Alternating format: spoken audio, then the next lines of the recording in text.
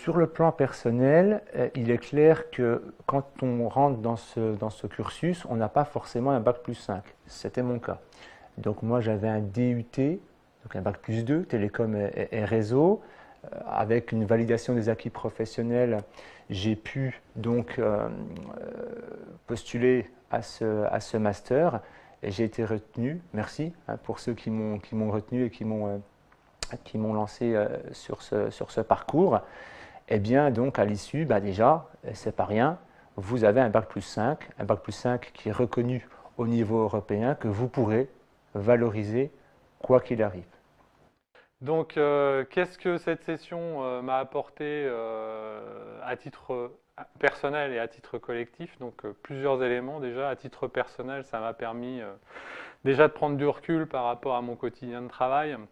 Ça m'a permis, à l'échéance aussi de cette session qui a duré une année, de pouvoir capitaliser sur les différents échanges que j'ai pu avoir déjà avec l'ensemble des prestataires intervenants externes sur cette session, et en même temps les échanges également que j'ai pu avoir avec l'ensemble de l'équipe avec laquelle j'ai pu travailler sur des chantiers en commun.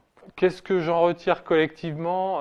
Ça m'a permis de bien comprendre les enjeux d'un travail collectif et de l'accélération des résultats sur un travail collectif. Ça m'a permis également de m'apercevoir que de travailler sur des sujets qui ne sont pas forcément des sujets quotidiens nous apporte malgré tout, dans notre contexte de travail, des solutions, des opportunités de mise en œuvre, soit dans le management, soit dans le travail transverse collectif, des solutions adaptées en tout cas à la problématique quotidienne.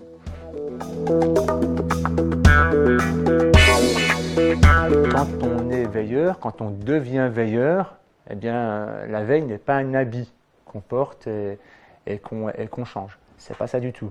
Quand on est veilleur, on le reste et on demeure veilleur. C'est-à-dire qu'on n'est pas le matin veilleur et le soir on ne l'est pas. C'est pas ça.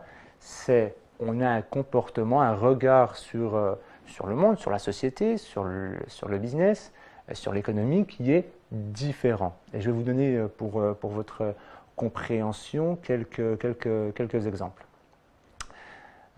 Vous avez tous en tête cette image qu'on voit régulièrement donc d'un ruminant qui voit passer un train, qui voit et qui entend passer un train. Bon, bien, il ne se passe rien si ce n'est ce ruminant qui voit cela. Le Français moyen qui va voir un train passer, il va voir un train de passagers ou un train de marchandises passer. Le veilleur, ça sera différent. Le veilleur, il va savoir quand est parti ce train, quand il arrivera, d'où il est parti, où il ira, quel est le contenu de la marchandise, à qui elle est destinée, à quel client, à quel fournisseur. Et vous voyez donc que le même événement vécu par un veilleur, eh bien, se gère différemment. Donc, tout de suite, il faut avoir en tête que notre capacité, quand on est veilleur, à collecter l'information, nous apporte un atout supplémentaire.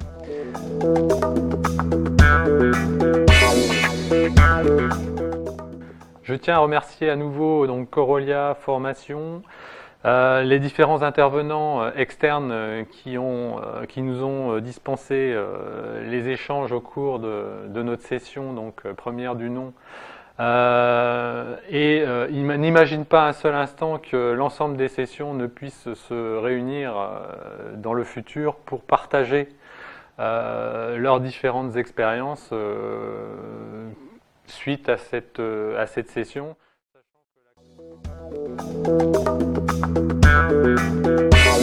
Sachant que